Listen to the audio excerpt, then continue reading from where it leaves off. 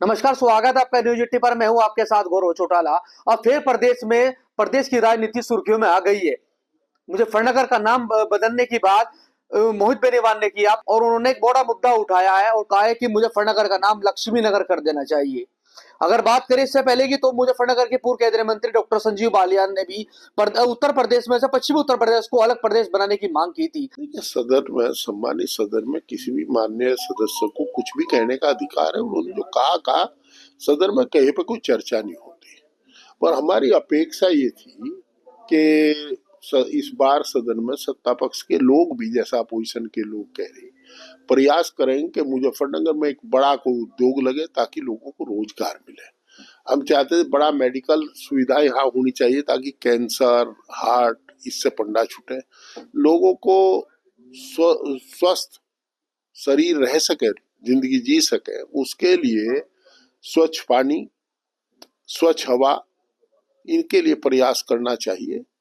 जो हांसी के कचरा जला करके लोगों को मारा जा रहा, लोगों को नेत्र रोग फैल रहा है, हृदय रोग फैल रहा है, इस कैंसर फैल रहा है, उसे बचाने का काम करेंगे। ये थोड़ा सा होना चाहिए था।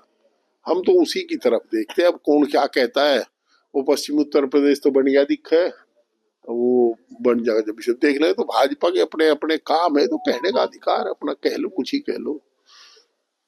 अच्छा, उन्होंने बाद में मुख्यमंत्री को एक पत्र भी लिखा है, फेस टू फेस बैठ के बात भी की है। उन्होंने कहा है, अपील भी की है कि मुजफ्फरनगर का नाम बदलकर लक्ष्मी नगर कर देना चाहिए। तो उनका अपना अधिकार है, वो कुछ ही कहे, मैं क्या करूँगा इसमें। अच्छा, वे कह रहे हैं कि मुजफ्फर अली के नाम पर मुजफ्फरनगर का नाम पड़ा था, पर अगर देखा जाए तो सुखदेव जो धर्म गुरु थे, उन्होंने वहां से शिक्षा ग्रहण करी थी सुक्करताल से, तो उनका नाम तो धार्मिक संस्कृति जुड़ी हुई है मुजफ्फरनगर से। तो महाभारत का भी उन्होंने जिक्र किया है उसमें, और अब बता रहे हैं कि वे तो नाम चेंज होने चाहिए। मैं तो कह रहा नहीं, तो उससे पूछो ना, मेरे तक क्यों पूछो इस बात को। नहीं, वे कह रहे हैं ना इस बात को। तो वो उनसे पूछिए आप। या तो आप उनसे पूछो, या जिसे कहा उनसे पूछो, मुझे क्या पता। प्रतिक्रिया तो आपकी भी होगी। बता दिया कि मैं केवल लोगों की जिंदगी की तरफ, रोजगार की तरफ और शिक्षा की तरफ देख रहा हूँ। मैं चाहता हूँ कि राज्य के विश्वविद्यालय खुले यहाँ। मैं चाहता हूँ बड़ा उद्योग खुले, यहाँ से हमारी कनेक्टिविटी अच्छी रहे, लोगों का स्वास्थ्य अच्छा रहे, और जो यहाँ हृदय रोग, पक्षघात रोग और नेत्र रोग और कैंसर फैल रहा है, उसकी चिकित्सा का इंतजाम, और आगे ना फैले उसके इंतजाम हो। हम लोग उसकी तरफ देखते हैं, हम इन जुमलों की तरफ नहीं देखते। अच्छा, आप ही के पुत्र पंकज मलिक जी चरथावल से विधायक है। उन्होंने विधानसभा में एक मुद्दा उठाया था कि किसान कर्ज की वजह से आत्महत्या की है उन्होंने।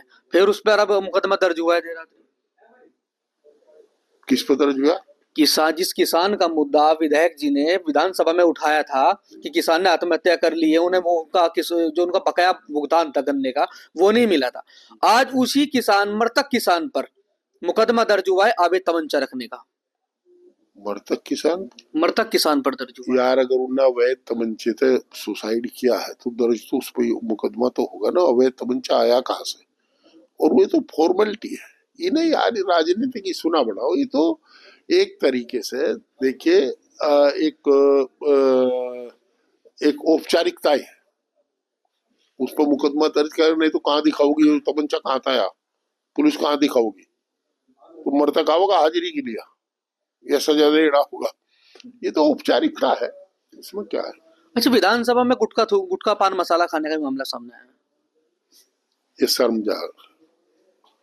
उसमें आदरणीय सभापति जी ने, स्पीकर साहब ने काफी कुछ कह दिया। और देखो, मैं उस सदन का सदस्य नहीं हूँ और सदन की बातों पर चर्चा नहीं की जाती। जो करते हैं वो विशेषाधिकार हनन में फंस जाया करते हैं। मुझे लंबा अनुभव है उस बात। उन्होंने कहा है कि अगर कोई पकड़ा गया तो 1,000 रुपये का जुर्माना होगा। ये अध्यक्ष जी को अपने परिसर का अधिकार है। सर्वोच्च शक्ति सदन की आदरणीय अध्यक्ष जी के पास निहित है, हमारे संविधान के अनुसार। और वो सब पूरे सदन के सभी सदस्यों के संरक्षक भी हैं, और उनकी बिना अनुमति के प्रेमिसिस में कुछ हो भी नहीं सकता। और वो जिसे सही समझेंगे सही कहेंगे, जो गलत समझेंगे गलत कहेंगे। और व्यक्तिगत तौर पर भी मैं सतीश महाना जी को जानता हूँ। आदरणीय महाना जी एक बहुत सुलझे हुए आदमी है, और मुझे कहने में कोई संकोच नहीं, यूपी का हाउस बहुत अच्छे तरीके से वो चला भी रहे हैं, ऐसा सभी सदस्य बताते हैं। अब लोकसभा की मुजफ्फरनगर की बात करें तो मुजफ्फरनगर में अब विकास कार्य के लेकर क्या जनता को क्या संदेश देना चाहोगे? अब जब देखिएगा क्या क्या हो रहा है सारा आपको दिखाई दे जाएगा। हम कमेरों के वकील हैं, कमेरों के वकील थे, कमेरों के वकील रहे। हम जो विकास होना है वो हो रहा है और होगा। विकास कार्य में जनप्रतिनिधि के साथ साथ अधिकारियों का भी सहयोग लेना पड़ता है और अच्छी बात यह कि हमारे जनपद में अधिकारियों की अच्छी टीम है, वो काम कर रही है। हमारे साथ मौजूद थे मुजफ्फरनगर से सांसद हरिंदर मलिक और उन्होंने एक बड़ा दावा किया है और कहा है कि सरकार इन नाम बदलने को छोड़कर अगर विकास कार्यों पर ध्यान दे तो ज्यादा बेहतर होगा। युवा बेरोजगार है, सरकार भी उन्होंने बड़ा तंज कसा है कि नाम बदलने को छोड़ दे और अपना विकास कार्यों पर ध्यान दे। गौरव चौटाला, न्यूज 18 मुजफ्फरनगर।